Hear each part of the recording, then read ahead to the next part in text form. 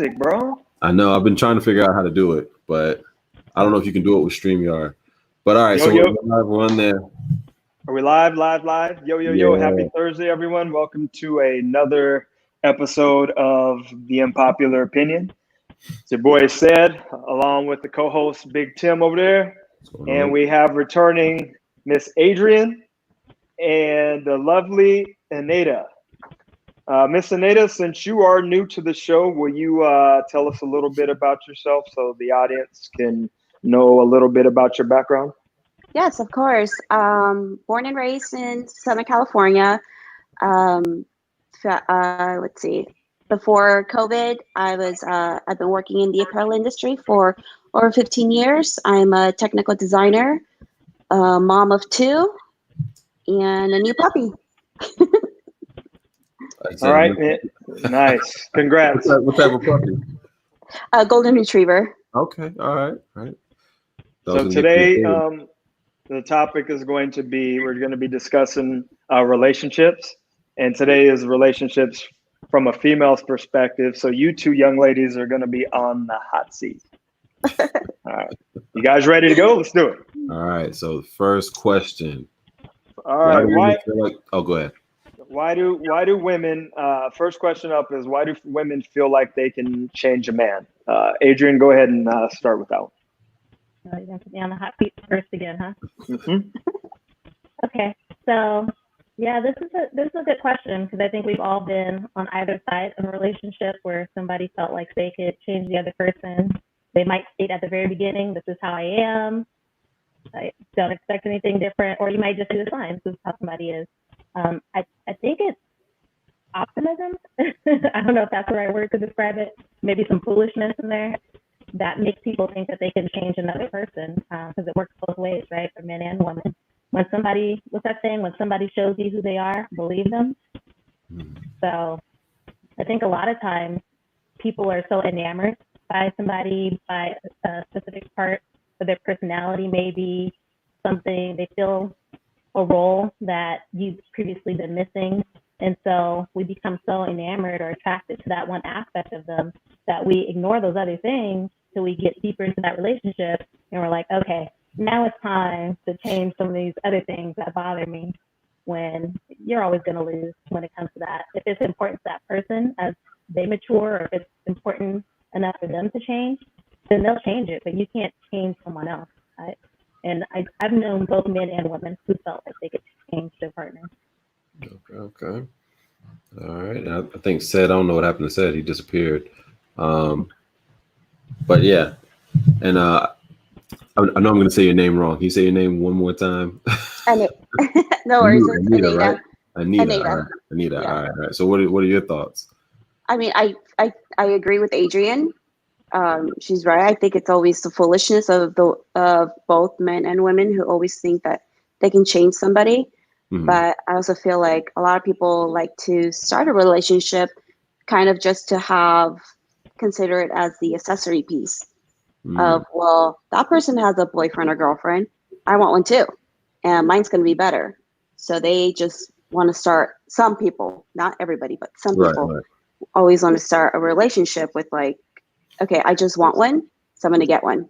Mm-hmm. And eventually they end up changing that person to be their image of perfection. So do you think you can effectively change anybody, or do you think it always ends in failure? I think you can probably help improve somebody. Okay. All right. Adrian, what do you think about that? Do you think you can? So I think when you find that partnership or that relationship where you're both helping to improve each other, it's not necessarily I want to change you kind of thing, but it's like, hey, you make me want to be better in these areas. And it's not a competitive thing, but it's like, you know what? We could be better together. Right. Here's some things that I see you doing. Oh man, I never thought about that. I wanna be like that too. Or I see this area of my life that, might be a weakness, and I see it's a strength for you, then that kind of makes me want to up my game a little bit, right? Okay. So I think that's definitely a key aspect too. Like, not trying to change somebody else, but when it's a positive thing, them wanting to make that change. Yeah. So did you catch any of that, or were you? Yeah, I heard I was able to hear everything Okay. that both of them said. I've always found it interesting why women will, especially when they deal with men that will say quote unquote like are broken or that have a lot of things going on, that you feel that you can, I guess, change them for the better, or if it's a man who that maybe they were extremely promiscuous or whatnot, and you get with them and you're like, okay, I'm going to be the woman who tames him or changes his ways. It's always I don't know. Maybe this is the nurturing side of women or whatever that you're going to take on that project. I don't know. Okay. But yeah, we're going to jump to the next question then. Let's see here. The next one is all right. So why are most women so tolerant of a man that cheats? That's ooh, tough one. Anita, go on and handle that one. Oh, you felt my reaction to that one. You know what? I never understood why women want to tolerate a man that cheats. I feel like the women who do tolerate the man that cheats is the woman who isn't confident in herself and isn't willing to be like, you know what? No, this isn't good. I deserve better. But that's just been my personal upbringing of no. You deserve better. If somebody loves you, you need to go somewhere else. Mm-hmm. Or, if somebody respects you, they don't need to go to that route either also. So, you don't believe in any second chances if someone were to do that you can forgive them and continue on with your relationship? It would be really hard. Now, what do you consider a one-time thing or somebody who's like continuously doing this? I think there's a difference there. Okay, so well, first off, what do you guys consider as cheating? Is it cheating if you flirt with somebody, or does it have to be physical, like actually having sex with a person, or is it kissing a person, or what part of it is considered cheating? Or you want me to classify that or no? I want to see what they think. Okay. You can tell me after they get there. Yeah. So for me personally, and I think it's different for each person, for me, and I think for most women, it's going to have to like involve the heart. Like, yes, it's bad physically to cheat, and I'm going to hate that. But if your heart's involved, if you're like, no, I'm in love with this person, or I want to see this person, then that's like a kind of a done deal. Like, so you can never have anything physical, but if you're cheating with your heart and you're like, I'm interested in this person, that's cheating. Okay, so if they do something physical and they apologize and they say, I didn't like this, I didn't love this person, it was just kind of just a physical thing, that would be okay, you would take that person back? Is it just a one-time thing at that point, or is it? It would depend on the situation. I am no saint. I would like to think it would depend. Luckily, I've never been in that position. Okay. But if I were, it depends, right, on how much time you've invested in that relationship, on what the circumstances were. So I would say it depends, but I would not have like a hard and fast rule, like, no, I'd never take them back, or yes, definitely. Okay. And Anita, what do you think? Well, first off, how do you define cheating?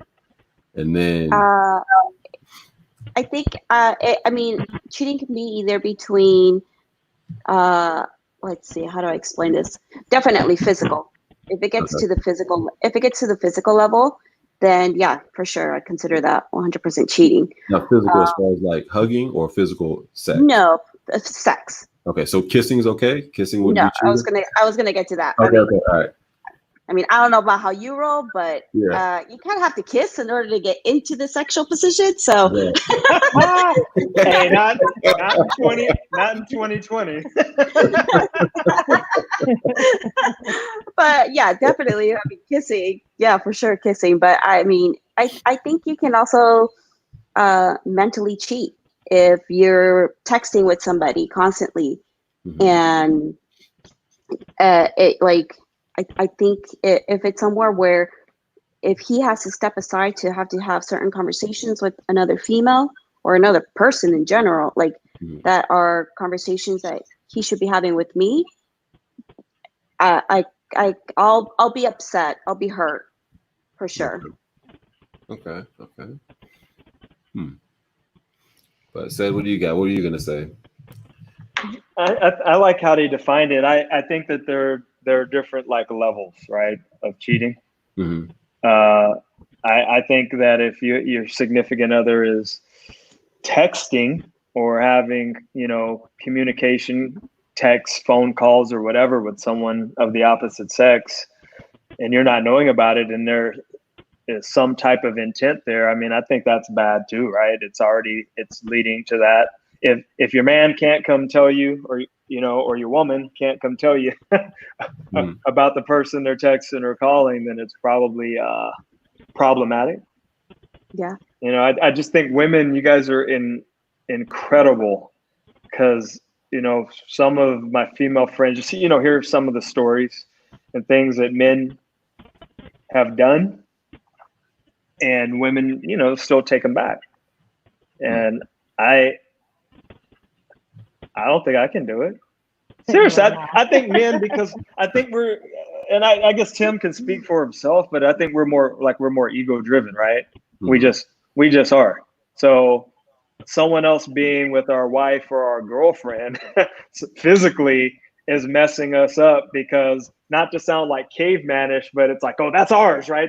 That's my property. And then now to know that she shared herself with someone else, oh, that's rough. I've even struggled with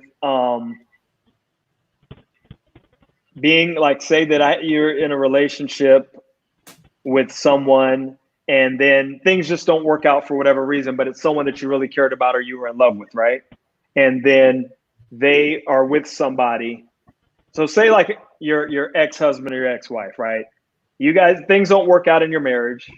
You split up, and of course life goes on, and now they're with someone else. Like, if with my ex-wife, it'd be difficult for me to get back with her knowing that she's been with somebody else after me. And I know that might sound a little child. That's just me. I'm just explaining. It messes me up, because unless you marry a woman who, it's set up and she's a virgin, right, or whatnot. Typically, we know that there have been people before us, but that someone that you really cared about and loved, knowing that there was someone after you, for me, has always been really difficult to deal with. So somebody asked, so what if it's a friend from years ago? So Adrian, what if like your husband or your boyfriend at the time, let's go with boyfriend at the time, is talking to a friend from years ago, maybe someone they dated years ago, they're still cool with? Yeah. So are we talking about cheating with somebody? Would you, like talking to them, being cool with them? Yeah, if you knew they had a relationship before, would you consider that cheating? If you knew they had a sexual relationship before, and then now they're just friends? Really? Hey, so before she answers that, do we need to play that clip that from my man with old pretty boy with the eyes? You know what I'm talking about. The tax guy. Do we need to play that for everyone, where he's talking about, I don't have it. Can a man, what is it? Can a man have friends? Yeah. With and he says, yeah, hell no. I'm gonna answer that one. Hell no. But go ahead, Adrian. It's supposed to be from a female's perspective. Yeah. So I'm trying to see what go ahead, Adrian. My bad. Yeah, no, but I feel the same way. Because I saw that video that I posted, and I was like, I 100% agree. It's like, the only friends we should have, and we kind of touched on this last week when we were talking, or maybe it was the week before when we were talking about the male perspective. I think it was Tim who said, if I'm going to be homies with somebody, it's going to be somebody who I'm not attracted to. Right. But I feel that first of all, we don't have any friends outside of this partnership, like that there's any chance that we could become attracted to or get into a relationship with. That's just setting yourself up for failure. So why would you even want to tempt yourself in that way and open up that possibility? Because we're just human beings after all. Like, everybody is prone to temptation. Right. True. Very true. Anita, you want to add anything to that?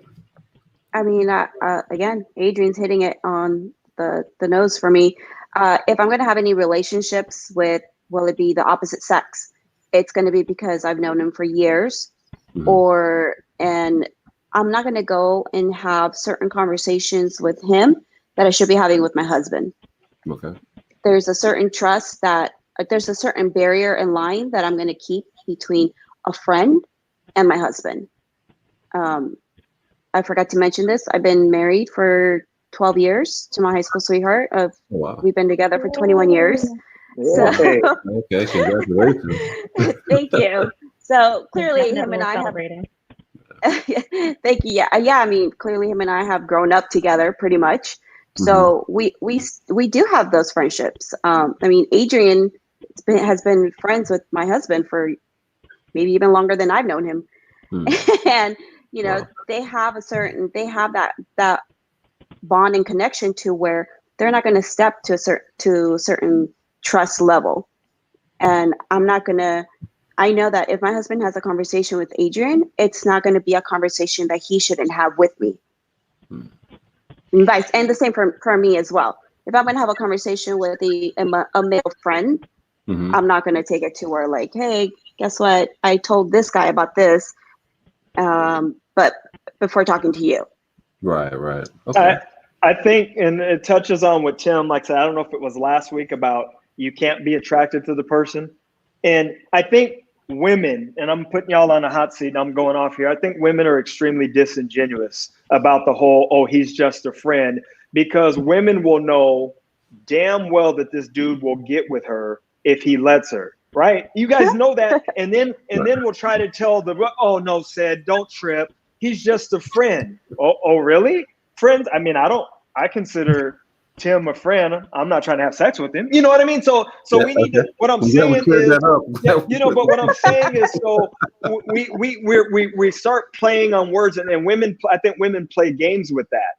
A man who does, if a man will mess with you, if you go, hey, I know if I have movie night with this dude and he's over and it's just him and I kicking it, something could happen.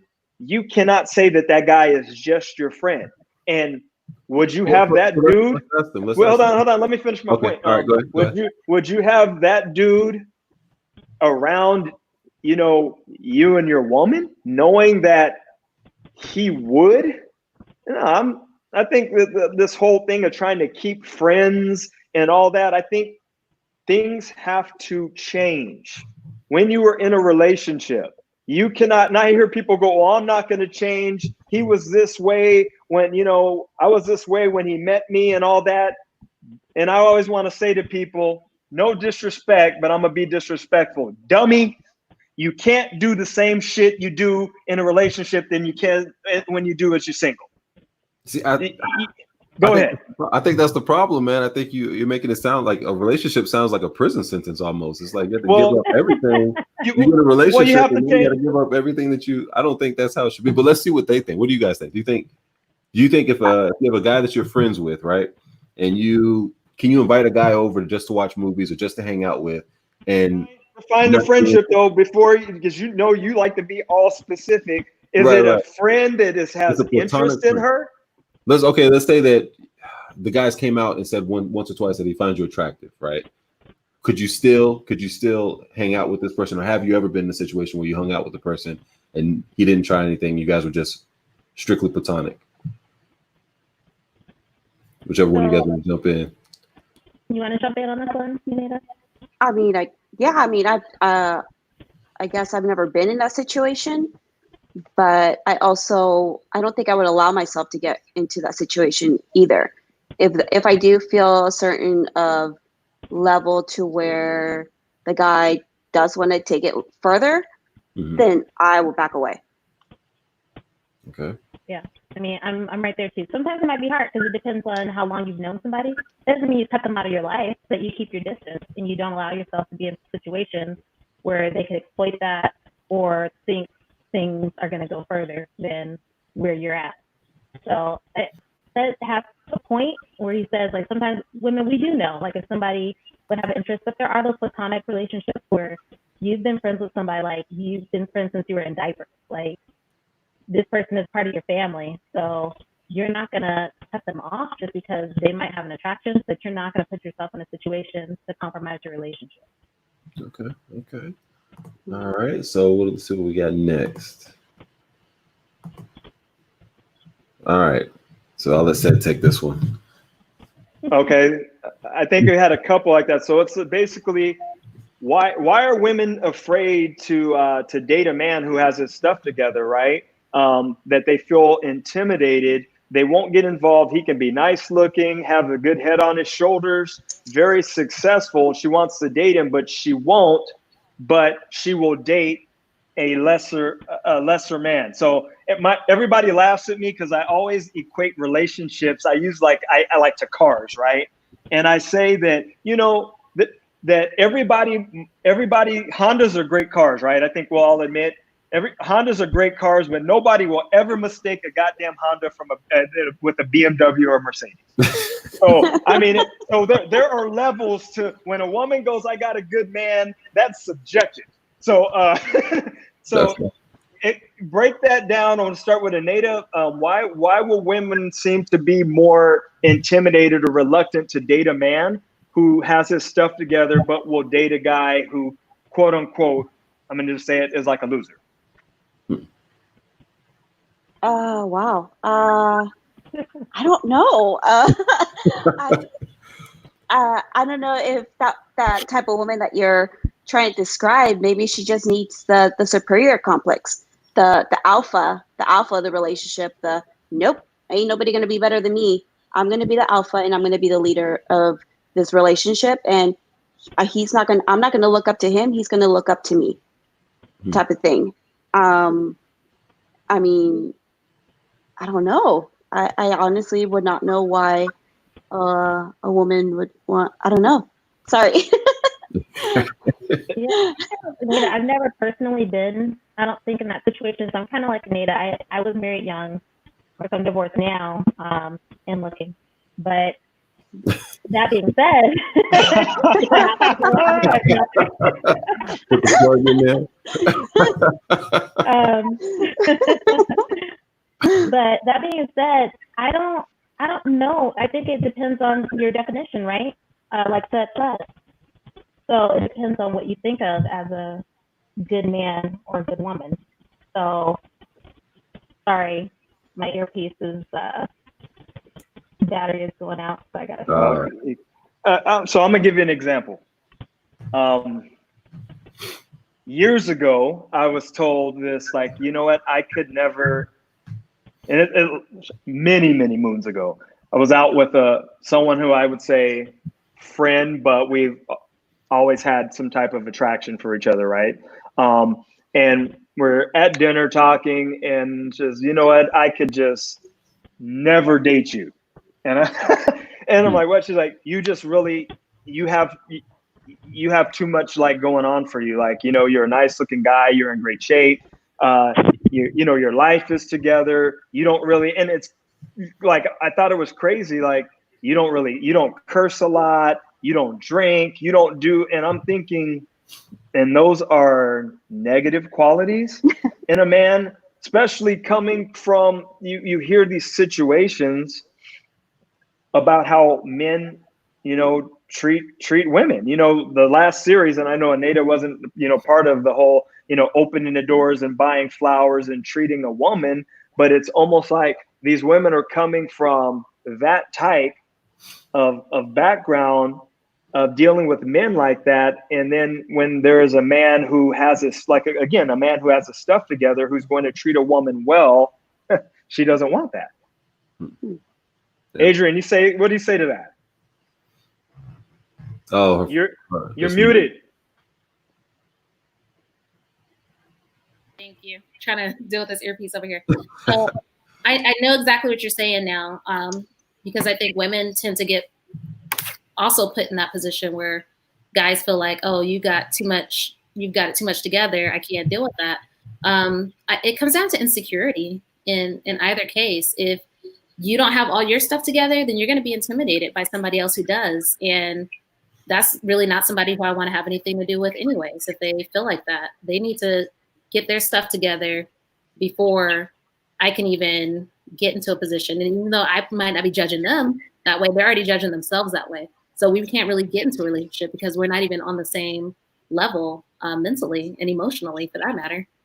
So I think somebody coming with that mindset, they have a lot of internal work to do first before they could even be in a relationship where they can accept a relationship with somebody who is doing all those things to be a good partner. And I wonder if, also, I guess it would depend on maybe what you're looking for in the relationship anyway. If you're not looking for something serious, you're just looking for something fun at that point in time, or something to kind of just, fill the time or whatever, then maybe you don't really care, whether or not the person's, and if that person seems like they're looking for something serious, maybe you tell them, hey, look, that's a reason for them, to not pursue you or whatever. Yeah, but these same, hey Tim, but the same women you'll hear them complain about how they can't find a good man. Like, these men play games. All these men, this and that. But then you still want to mess with a grown man who doesn't have his shit together, or I mean, it's not going anywhere. Trust me, I worked the neighborhood long enough to where I hear these women and they love these men, right? Mm-hmm. They can love little puppet to death, while little puppet's in prison for the next 5 to 7 years and be by his side, but it doesn't make him a winner, right? And I think my frustration, of being, single for a long time is running into that. The women who are afraid of men who have their stuff together, and then you see what they end up with, and then the story seems to kind of be the same, where these dudes treat them a certain way at the end. Again, I always say, no disrespect, there's a difference between a BMW and a Honda. Yeah, it is. A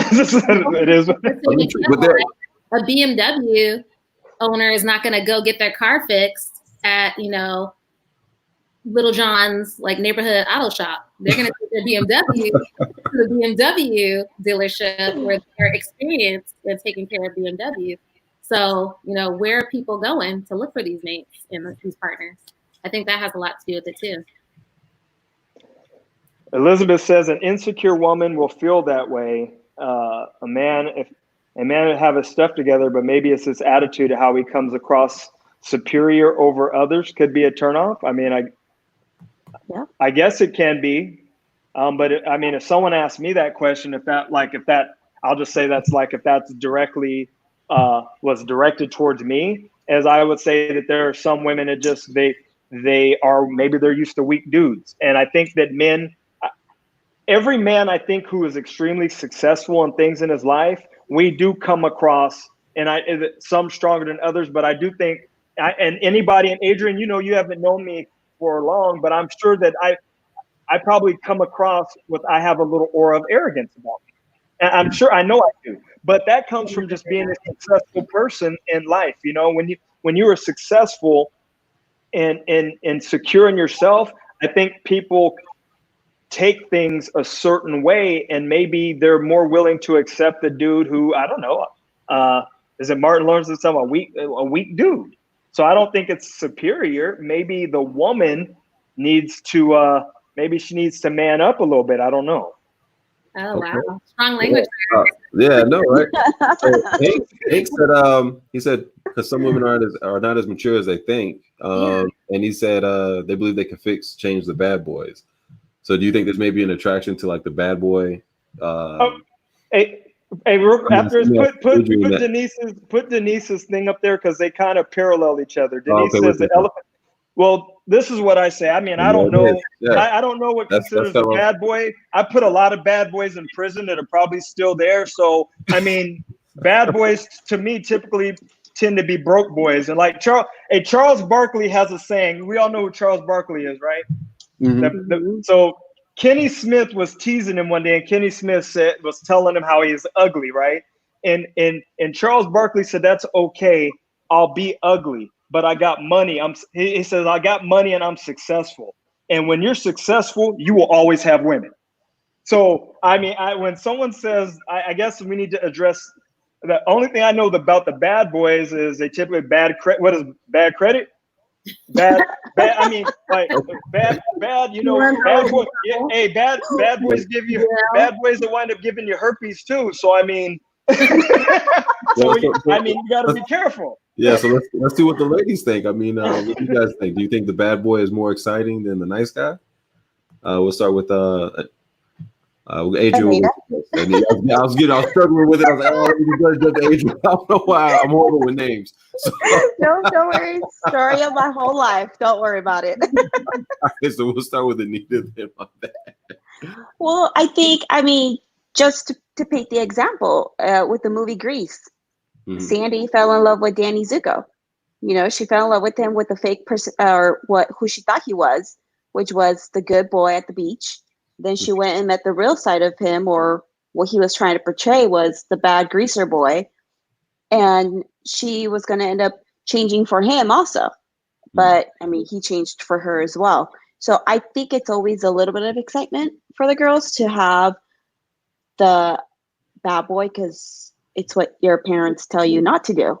Your parents don't want you hanging out with the boy driving the fast car, the boy dressed the way, you know, with tattoos or piercings or whatnot, or even of a different race. You know, as you know, a lot of girls want to do what their parents say not to do. Just so it's more so rebellion than really a yeah. Okay. Yeah, and I think it just makes it exciting. Okay. Adrian, what do you think? You know, it's a chemical reaction of the brain, though. Also, those endorphins kind of start flowing when you're in an exciting situation. And I mean, all of us can probably look at it on the outside and say, yeah, that's dangerous, and maybe that's exciting, but this is also somebody who can get you killed, somebody who can get out your house.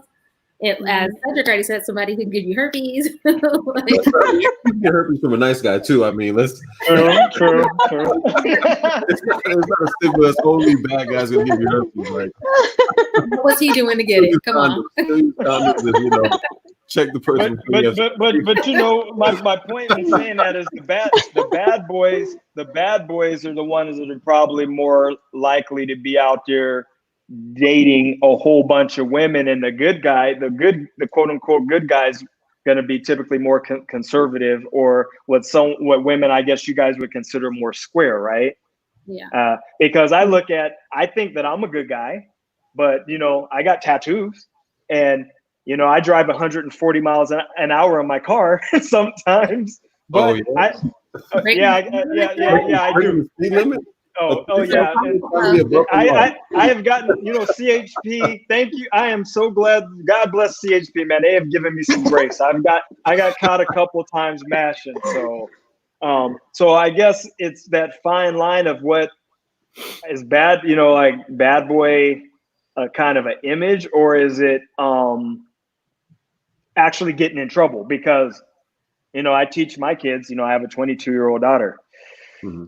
Guys who get in trouble, I mean, that's not gonna get you anywhere, you know, in life. And I learned that at an early age that, yeah, bad boy, okay, it's cool, but I mean, nobody looks cool when they're in prison, or you know, or when it's hard to get a job. Now that's when it's bad, right? Bad luck because you can't get a job, and the good guys always win.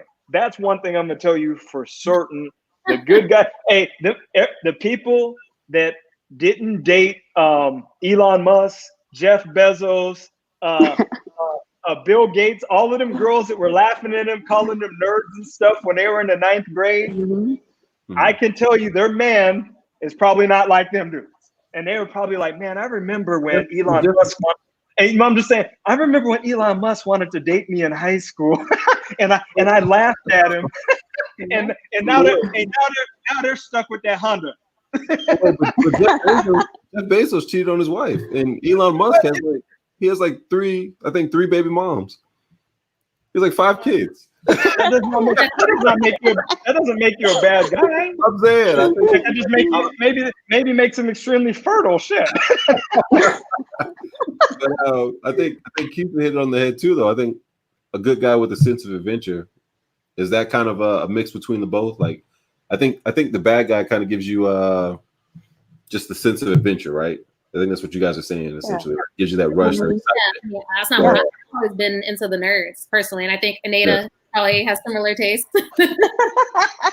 I mean, I don't know how to describe a husband. I mean, he was the one driving all of Adrian and their group around in a little Pinto car, but he got 10 people in there. So he was the one coordinating all the nights out, and you know, he was the driver. So, but he's an engineer now. But you're So right. yeah, I mean, I guess I got the best of both worlds. Right. You know, he's good. You know, keeps it interesting, but he can tell me how to build a rocket at the same time. Right. Yeah, I think Keisha she makes good sense. I think it's that balance, right? That you have not so much being the bad boy, but having a sense of adventure and willing to do certain things. You know, It's kind of like when you get on a roller coaster. It starts up slow and it's ticking, and you're like, oh boy. Well, once you tip over and you see, oh no, here comes the drop and the loop-de-loops. But then, that's all fun and exciting. But then to close out the ride, it goes back to being slow and straight. And that's when you feel comfortable. You get back to that comfort zone. So I think just if you're able to find that good balance, then that's pretty good and fortunate. Okay. All right, so we'll jump to the next question. Let's see what we got here. Oh, there's only 4 questions. So, all right, put this last one up. All right, so women stress they want good communication, but yet expect men to read their minds. So I remember this. So this one got cut off. It basically saying the example that was given to me was, okay, say that Adrian and I we're dating, and you want anything from the store, whatever? No, I don't want anything. I'm good, whatever. Don't get me anything. And then I show up with some ice cream or something, and now you're like, oh, why didn't you bring me anything? And and the guy's like, well, I just did what you said. You said you didn't not to bring you anything. Now I didn't, and now you're jumping all on me. So, Adrian, I'll let you take this one away. I think it kind of goes back to what we were just talking about a little bit, that sense of excitement and surprise. I think that's important to keep that in a relationship. As far as just straight communication, that is important. And I think each of us individually, we tend to overestimate how good of a communicator we are, right? Everybody thinks probably they're a great communicator. Nobody ever admits to being a poor communicator. I've never met somebody once to admit that. But yet there's people out there who are poor communicators. And so in those situations, I think it's more so of we like to be surprised. Like, who doesn't love it when, your significant other goes out, they come back and they surprise you with your favorite thing from Starbucks, That's great. And you might have said, no, I don't want anything. Don't bring me anything. But when they show up with that latte, you're like, oh. and kind of piggybacking on that, what is it about flowers? Like, why do women love flowers? I know it's probably a completely different question, but why flowers? What you got on this, Nate? Yeah, either one of you guys can on that. I think it just makes you feel pretty, makes you feel loved and appreciated. I don't know. It's just like you give a dog a treat and he gets excited and loves you. And so it's like, I'm not saying women are dogs, but you give us something pretty. I mean, even when my son does it and he's only 5 and he'll go and he'll pick out a little weed flower, but he's like, here, mommy. And it's like, even that melts my heart. So it's like, it's just a little, like, it feels good to be appreciated. Okay. All right. Yeah, it's the thought that counts. It's maybe not so much the flowers, but just the thoughtfulness that they thought to do something, and no matter what it is, just something that you like, to bring you something that you like when you weren't expecting it. Okay. So, Yeah, I don't know. I don't know if Tim is. You guys know I express. I am a. I love buying flowers. I think it's it's something nice and sweet that you're supposed to do, but also there've been times where it can be almost taken for granted, or you buy a woman flowers, you're always sending her flowers, and then she'll be like, you don't really care about me. That anybody can just buy flowers, and so I have a story about that. So this is a situation where I will say I messed this up for myself. Early in my marriage, like my ex-husband, he would always buy me like flowers, but it would be like roses. And they weren't necessarily my favorite flower, but it was the thought that counted, right? And so in my youth and I was being an idiot. One day I decided to say, why do you keep getting roses? Like, it's so easy to just go out and get roses. Do you know I never got flowers again after that? Never. Wow. Like, Wow. That's what you get. I was communicating poorly though too, right? What I wanted to say was that, hey, like I really appreciate you getting me flowers, but it'd be nice to get like a different kind. Like I kind of wanted it to not become just like a box to check, which is what in my mind it was seeming like, instead of like a thing where like some thought was being put into it. Like, oh, let me go find something that looks like really pretty. But maybe he thought like in his mind, oh, these are the ones that look the prettiest. But yeah, I messed that up. So I've learned. No matter what the flowers look like, you just accept them, right?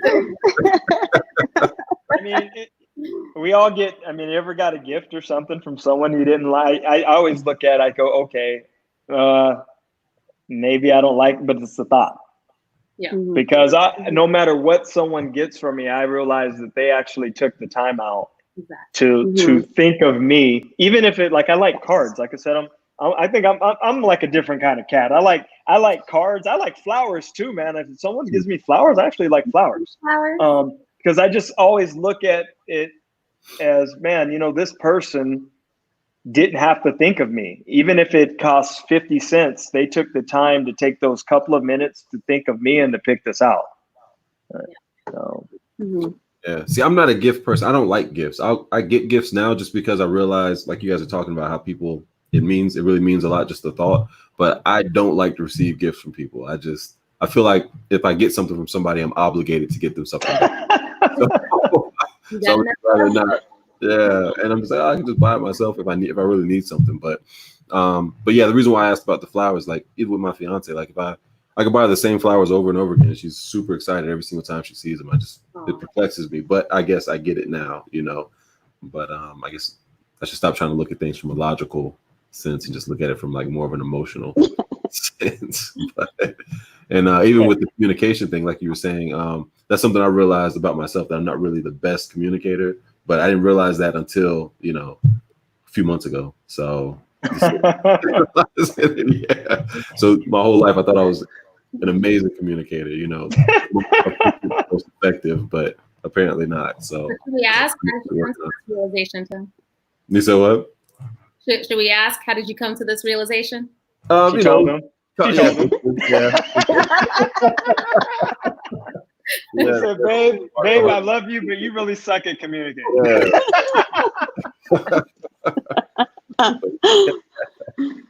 Hey, I got a question. So here's one to throw in there. And in a dating relationship, and Anita, you can exclude yourself from this one if you want, since you're married. Okay.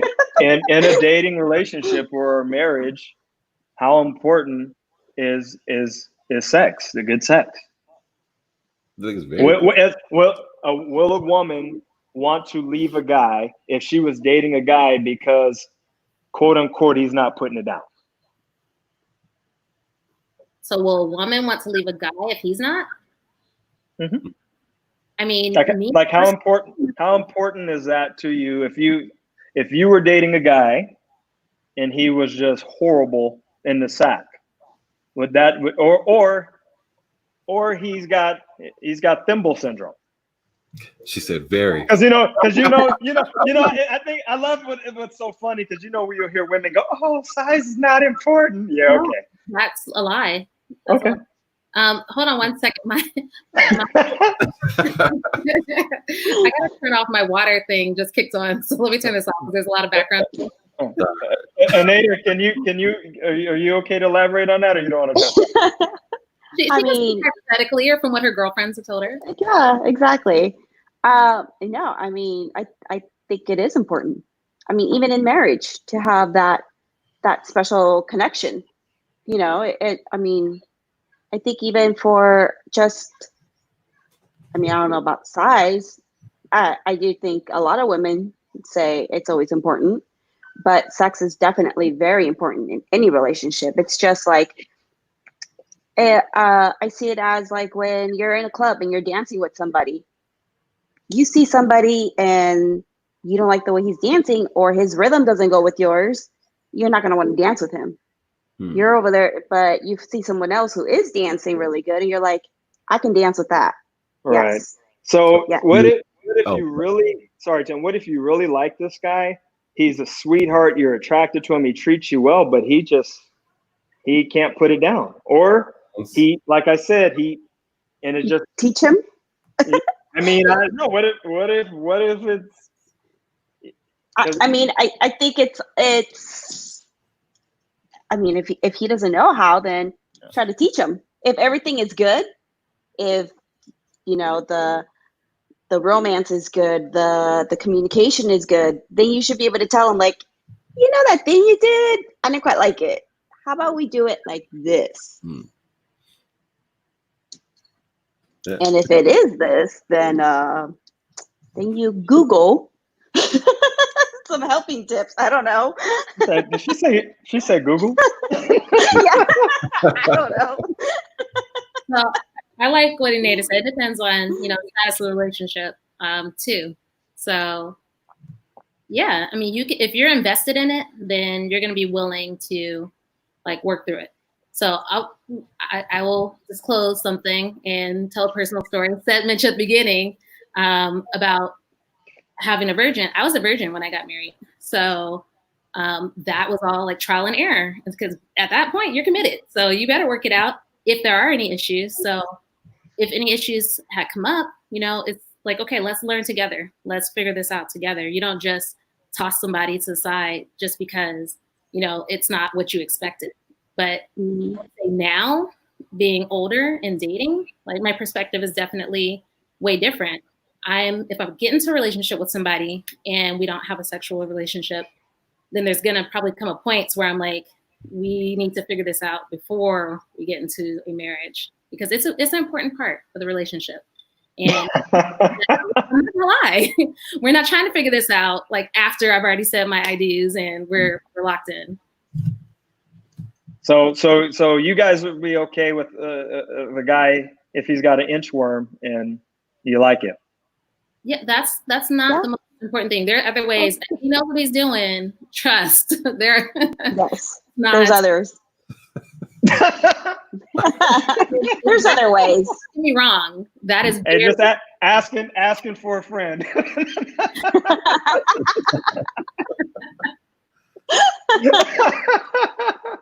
We don't need any names. Wow. But no, I will say it is important, but it's not only about that. So. Okay. Yeah, I don't know. I think, like, for me, and I know this is from females' perspective, but I think this is the last question for males. To me, it's not like I guess it's kind of important, but it's not the biggest thing. Maybe because I'm older too. Like, my life doesn't evolve around that. I look at my connection. Like, I have to vibe with that person. We have to be able to converse, things like that. Not just, okay, man, she's the bomb in the sack, but as soon as we're finished, I want her to go home.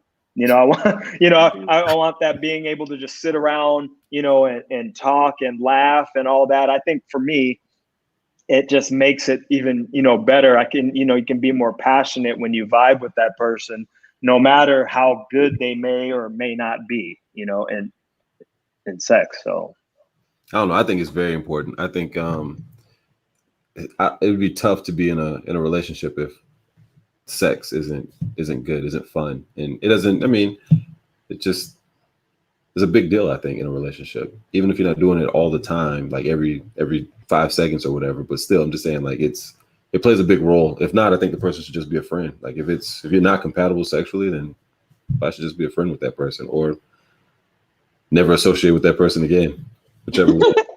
But ladies, so let me ask this. Isn't that some kind of conflict though? So you get with someone, you date them for a while, and say that you are months or however. I mean, I don't know what the time limit is now. Some people say 2 weeks, 2 months. Everything's always in twos. Is there time limit now? Is that the new? But so if you get that, Tim, like you saying, that build up, and then when you finally go there, and it's like, you just go, man, because our sex isn't compatible. I really, I'm attracted to her and vibing, but this just not going to work out. And say that you've tried it more than once, right? Mm-hmm. And just for whatever reason, it just ain't working sexually, but you guys click in every other facet. Nah, that can't work. I mean, if you've done everything, it can't. No, that's bad news. Stop. Do not have go. Do not collect $200. No. No, because especially if it's happened multiple times and you're trying to work with them and you guys are like vibing on other areas, and then maybe for some people, maybe they have some trauma in their past. But that's why if you've been together for a while and you feel comfortable disclosing that stuff, I think the better you get to know somebody, like it doesn't have to be like fireworks the first time, but if it's like, if you're close, you have a trusting relationship and nothing's getting any better, then that's a sign of issues. I'm sorry, no. Yeah. So now, do you think there should be a period of time? Because you brought up 2 weeks or a month or something like that. Is that actual? You guys put a time restriction on it? Like, hey, we're gonna wait 60 days before we do this. Hey, that's that is some woman stuff. I can't tell you how I have heard from even just my female friends, like, oh well, this guy, I have to make him wait this set amount of time. Like I can't give it to him too soon. So I'll let you guys take it on that. But I've heard that from just females in general, friends, whatnot. Like when they deal with guys, they believe that they have to make a man wait a set amount of time to go there with them. And are they dealing with somebody else during that waiting period? Like, or are they just abstinent the whole time, that whole like 2 months or whatever the waiting period is? I don't know. I've never heard of this. I mean, I guess that happens. Yeah. I mean, I've been married for way too long that I don't know about that. So, but I have girlfriends, and yeah, I mean, Cedric, you're right. There is those girls who's like, nope, I need to go on 2 dates before I can give it to him, or we need a date for 30 days, or kind of like a store policy where they're like, no, Target, you got 30 days to try out the shoes. Hey, Anita, that would be cool now, because see, with all this stuff with COVID, you could have like dates via Zoom and get your 2 dates. You can get your 2 dates in via Zoom. I'm just trying not to elapse before the next date. So now, your friends who are telling you that, are they still dealing with other people while they're in this like wait period, or are they just not with anybody? Oh, okay. No, okay. they're talking to this one person. One person. Okay. Yeah. All right. So I have heard of the like not first date policy. That's personal thing. You don't. For some people, it's like, I don't know you well enough. I don't know what you might have. So first date. I mean, but there is those cases where first date they're like, yes. Yeah. I agree and with you that's guys. fine.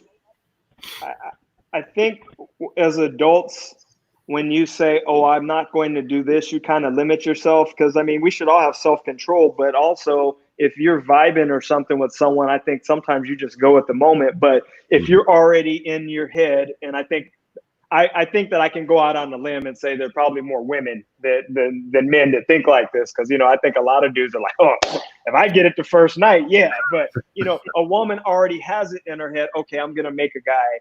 I'm not doing this on the first date. They have a checklist. Okay, I'm only going to kiss him on the cheek. Second date, only this. And it's almost like this methodical thing they've mapped out.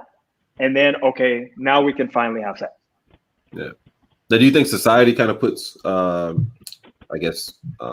pressure on a woman not to have sex with multiple people, or even on the first date? Kind of. Absolutely. Even for virginity, it's a farce.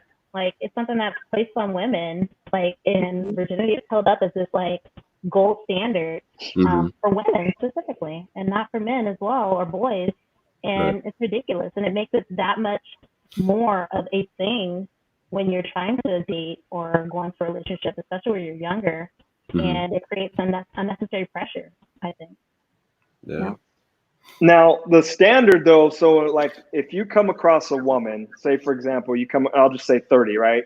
When you come across a woman who's 30 and she's a virgin, though, to me, when I see that, you're kind of like, wow, that's that's impressive, right? It's like finding a pot of gold, really. It like you go, wow. But when you come across a dude who's 30 and he's a virgin, then we think something's wrong with it. Right. So I mean, it's wrong. Yeah, like if you like it's kind of a double-edged sword, right? Mm-hmm. Where if I was 30 and you met me and I told you I was a virgin, then you'd be like, but if we come across a woman who's 30 and she's a virgin, then nobody really thinks anything of it. I think at 30, people would think things, but we've been conditioned to think that at a certain point it's unnatural for a male or for a woman, and it's ridiculous. So Denise says we're told that men lose respect for women if you have sex too fast. I'll disagree. So this is one of the biggest misnomers, and I think this is why women play this game. As a man, I think in conversation and just even if you went out with her, you can kind of tell how a woman is. You know, my mom would always say a leopard can never change its spots, right? So a woman, even if she's fast, right? I don't want to say another word, say that she's out there, she's fast, and she meets Tim or myself, and now she's trying to play this role of a good girl. Mm-hmm. She can't hide that. Men, we know. So I don't think we lose respect for a woman that if a woman you have sex with a woman too fast. I think the man never had respect, because if you should have some kind of connection anyway. I think somehow, like again, I'll use Adrian, as an example. Her and we hit it off. Whatever we go there. I don't go, oh man, you know what? First time we hung out, she gave it to me. Oh, makes her dirty. Like, well, what does that say about myself? So exactly. I think it's a maturity thing, and I think that it's more of how just a man feels about that particular woman. Because, like I said, I'm 50, and I can look back on some of my relationships or dating or whatnot. I mean, my oldest daughter's mom and I, one of the first times we hung out, and we wind up being together for 5 years. Mm-hmm. So that's what I'm saying. I don't base it on, if it happens the first time or what, whatnot. I think you already have a sense of what type of respect that you have for the woman. Tim, what do you say? Yeah, no, I agree with you. And I also think, sometimes ego comes into play. Like, let's say you hook up with a woman and then you guys don't talk or don't deal with each other anymore after that. The guy may try to save face and tell everybody, oh yeah, she's trash, or she's this, or she's whatever, and talk down like they don't have respect for it just because their feelings are hurt, So, but yeah, no, I agree with what you were saying. I said, yeah. Society does create that image though, and they do push that, girls being chaste is a good thing, and boys. Mm-hmm. I mean, well said. You have kids, and I have daughters and a son. I think most people, I'm teaching my kids all the same thing, but most people in reality think that a boy by a certain age needs to be experienced, whereas girls, we're telling them, oh no, don't, like, guys are only about this. Mm. Don't let guys get into your pants. Like, that's what most dads are telling their daughters. They're not saying to their sons, which is just as likely these days, that a girl's trying to get into his pants. Seriously. And I'm laughing because you're right. I don't talk to my son the same way that I talk to my girls. Mm-hmm. I think it's just I am being honest. I think it's just, especially as fathers, with your daughters, it's just more, I don't want to say my son's not important, but just things with my daughter just seem like, okay, it's more, covenant. Like, no, listen. My oldest daughter's in college. I say, these boys are going to talk about coming over to the dorm room to study. No. no movie night from the film, no movie night. But yeah, right. You said it's a rite of passage. Rite of passage, yeah. At a certain age, you have to have done this by a certain age, because your peers are all going to be judging you, because everybody, either they're lying or they have done it themselves. And then so it's like you look up to this individual who, especially when you're like 15, 16, 17 years old, it's like, all right, this guy's doing this. I need to do it as well, So my friends would laugh at me because, I was the senior who was a virgin. Oh, really? Oh yeah. And so my friends would kind of laugh and be like, I remember, so after wrestling practice, at the apartments I lived in, we had like a jacuzzi and stuff. So we'd go over to my house to sit in a jacuzzi, and some of the, the girls that keep stats and stuff for wrestling would come over with us. And I remember one of the girls would try to mess with me in the jacuzzi, and I would run, like I was not like run, but kind of like, whoa, right? Seriously, it was like funny. Wow. And then I remember her asking like my friend, like, hey, what's wrong with Sid? And he's like, oh, my boy is like, oh, he's a virgin. Like, put me on blast. It shouldn't be an embarrassing thing for guys, but at that age. Just like, he likes girls, but he's still a virgin. And I was like, man. So what I'm assuming then you lost it when you went to college, or how old were you when you actually lost your virginity? Oh, I wound up a 12th grader later on that year. I'm going to be honest with you. I succumbed to peer pressure. Yeah. And when it's so funny, when I look back on it, I was like, you know what? I could have just waited. Because I can remember, I was just like, really? Yeah. I was like, this is it? Oh, that's horrible. Like, man, I should have just held out a little bit longer. Okay. I think another reason why there's so much pressure on women too is just because, unfortunately, you guys have more at risk, right? Because you guys can get pregnant, and a guy can walk away from that. Not saying that he should, but I'm saying he can, And but you guys are stuck with the child, essentially. So I think now it's kind of changing now, just with birth control and more women's rights as far as like abortion and things of that nature. I don't know what you guys' views are on abortion or things of that nature, but so I think that's part of the reason. But, I think we have, like, you're right, we have a bigger risk. Mm-hmm. I mean, we can get pregnant, and anybody can catch a disease. Right. Luckily there's medicines for that, but only women can get pregnant. Mm-hmm. So there's no hiding that. I mean, she could get an abortion. But I think it's more of we have more of a risk to put ourselves out there.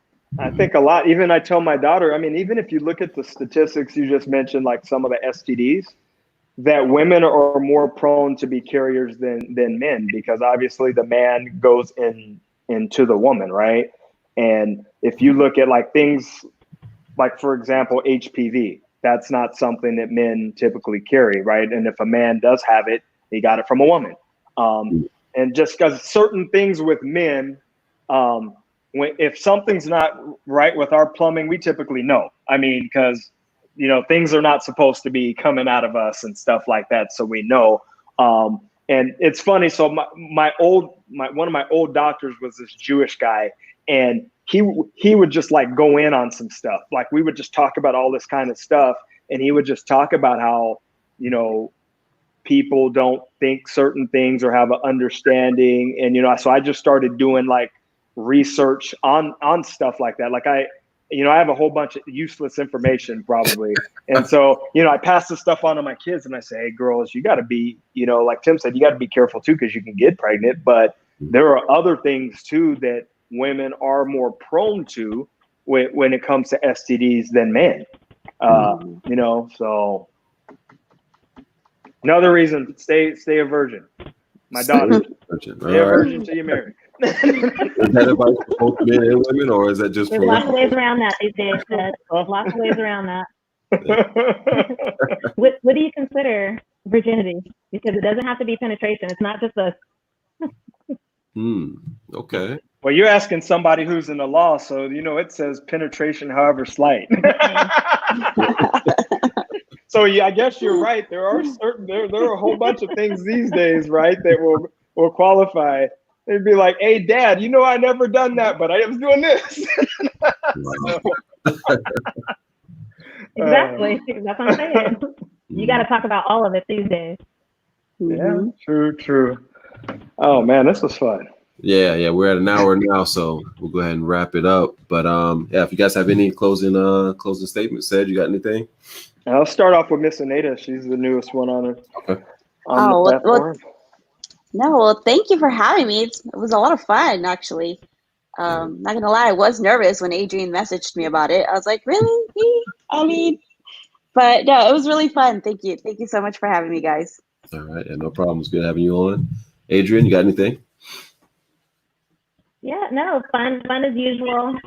Look forward to whatever the next topic's going to be. I was expecting some harder questions this time. Kind of let us off easy. So maybe we're gonna have to have a part 2. Because I had to choose what I wanted to ask and say very carefully. So.